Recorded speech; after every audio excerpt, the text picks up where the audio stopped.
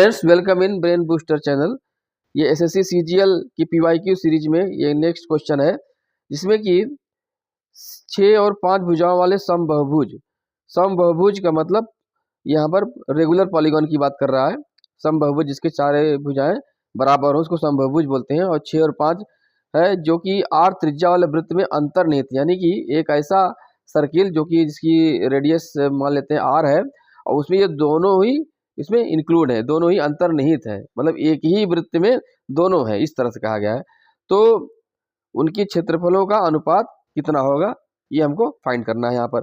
तो सबसे पहले हम ये निकालते हैं कि किसी भी रेगुलर पॉलीगॉन का एरिया कैसे निकालेंगे जबकि वो किसी एक सर्किल के अंदर हो।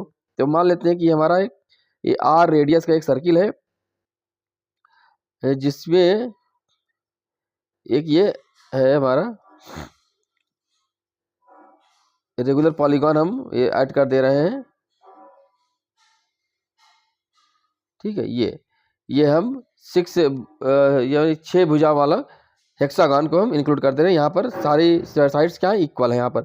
तो किन्हीं भी दो कॉर्नर को पॉइंट को हम इसको सेंटर पे मिलाते हैं यहाँ पर, क्योंकि ये आर रेडियस का सर्किल है तो ये भी आर होगा और ये भी आर होगा।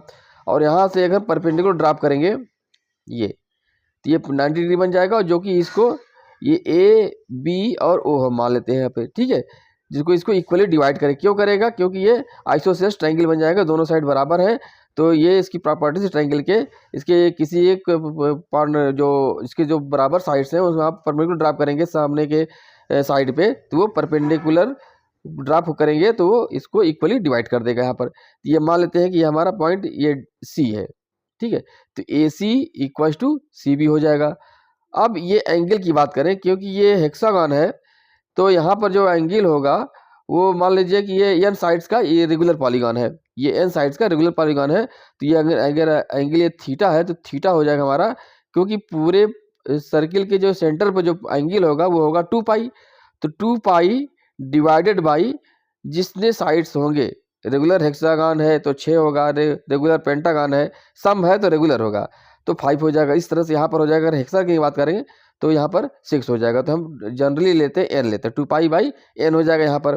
ठीक है, अब हम करते हैं कि ये हमको ट्रायंगल का एरिया निकालना है, एक ट्रायंगल का, और इसी तरह से यहाँ पर जितने साइड्स होंगे उतने ही ट्रायंगल बनेंगे। यहाँ जैसे अगर हेक्सागन है तो 6 ट्रायंगल बनेंगे और सेम एरिया के बनेंगे।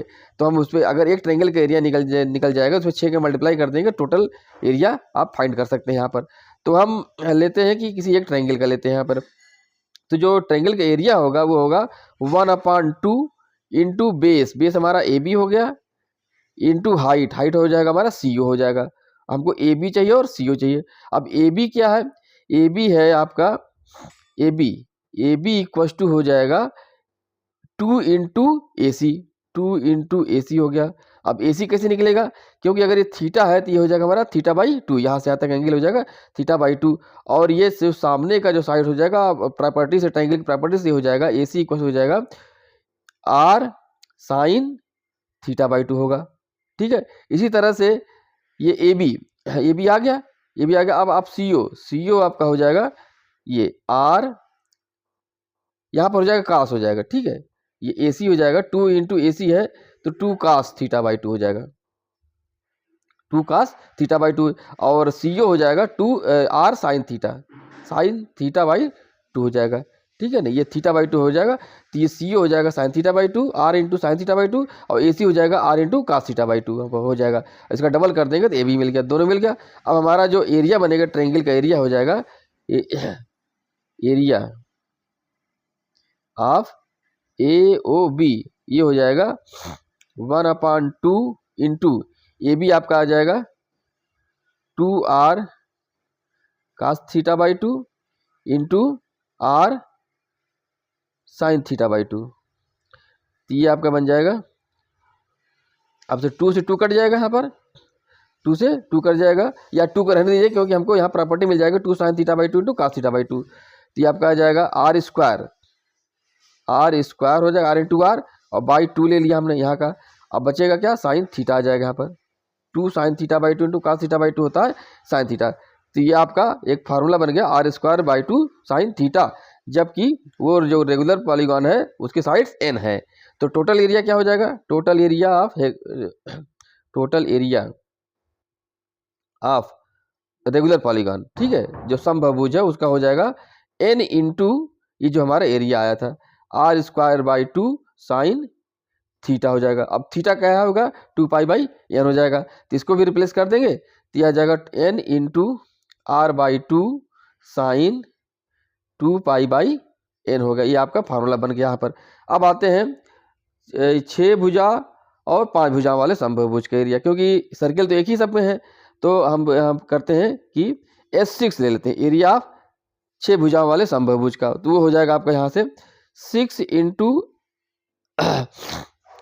इंटू ये हो जाएगा आपका r² रहेगा यहाँ पर, ठीक है ना, r² हम बोल गए थे, r²/2 रहेगा, 6 इंटू r²/2 साइन 2π/6 हो जाएगा यहाँ पर, अपान 5 इंटू r²/2 साइन 2π/5 हो जाएगा यहाँ पर।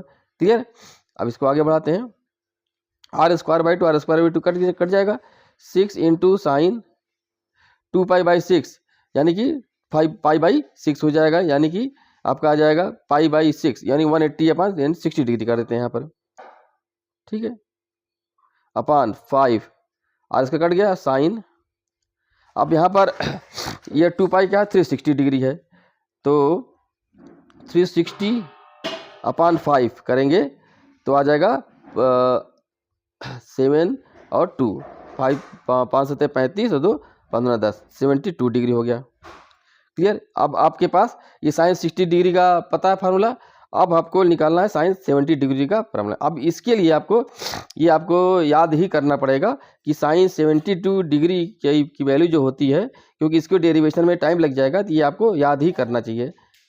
साइन 70 डिग्री होती है √10 + 2√5, रूट के अंदर रूट, ठीक है, ध्यान रखिएगा, रूट के अंदर है 10 + 2√5 डिवाइडेड बाई 4 है, तो ये वैल्यू हम यहाँ पुट करेंगे और साइन 60 हो जाएगा √3/2। तो ये वैल्यू दोनों पुट करते हैं, आगे बढ़ते हैं। तो ये आगे बढ़ते हैं एक मिनट, तो ये वैल्यू पुट करेंगे 6 इंटू √3/2 हो जाएगा ये साइन 60 अपान 5 इंटू ये हमने जो भी रखा है इसको रख लेते हैं √10 + 2√5 डिवाइडेड बाई 4।